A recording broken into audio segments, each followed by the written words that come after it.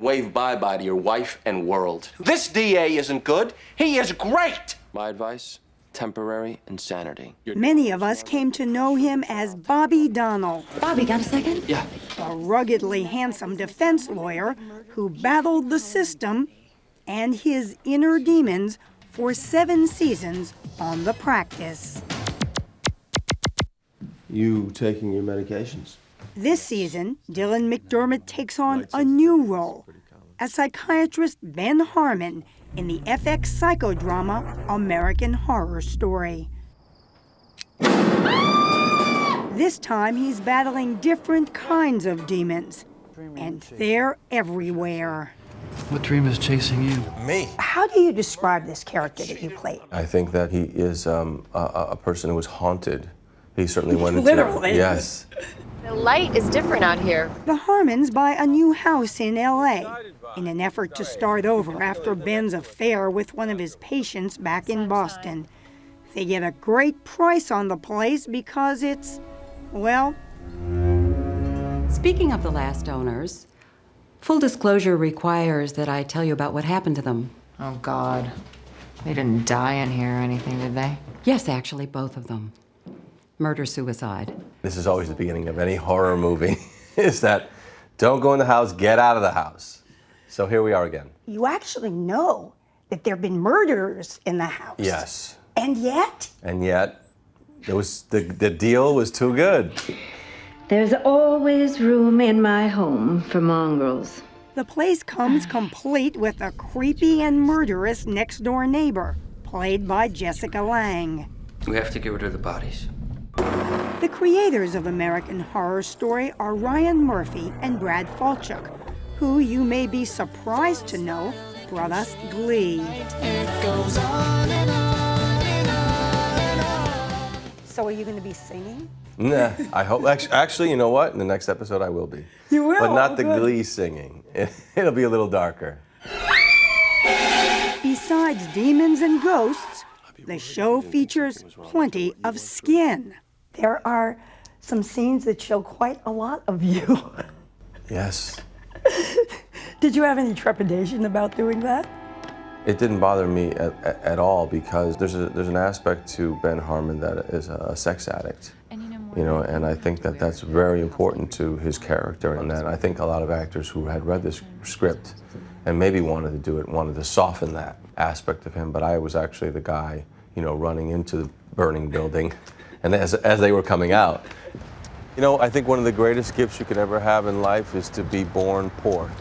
With his GQ good looks and piercing blue eyes, Dylan McDermott's own past may surprise you.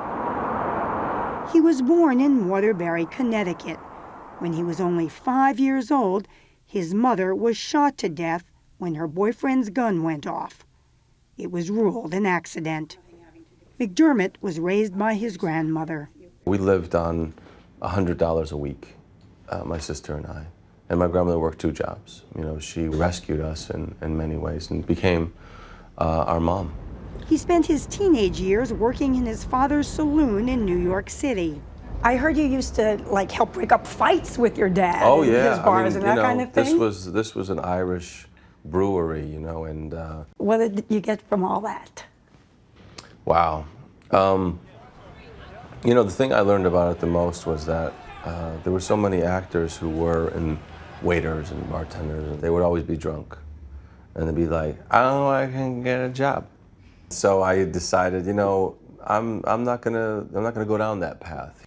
It was his father's third wife, playwright Eve Ensler, famous for the vagina monologues, who put him on a different path by introducing him to acting.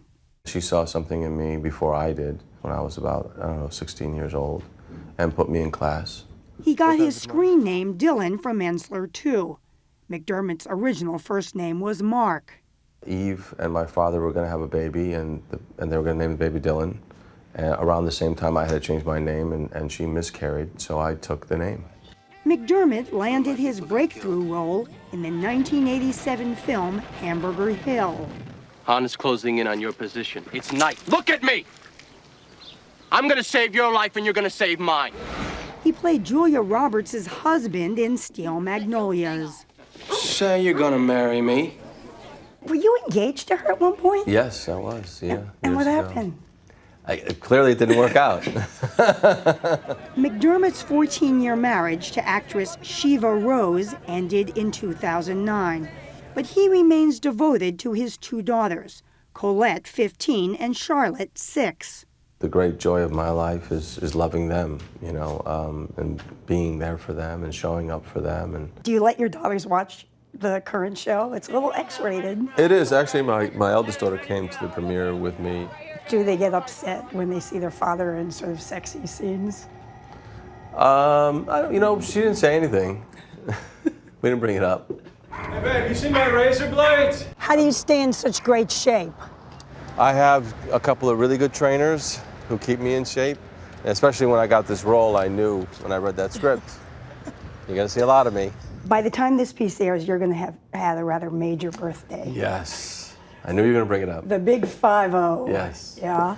It's kind of freaky. I mean, you know, you don't know your age, really, or at least I don't, until I read it like in a newspaper. And it says, a 50-year-old man.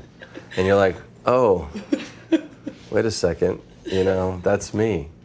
And I guess this is the journey. I mean, you know, the journey of getting older and sort of embracing it, because if you fight it, that's when the suffering starts. These days, you might say, Dylan McDermott is very comfortable in his own skin.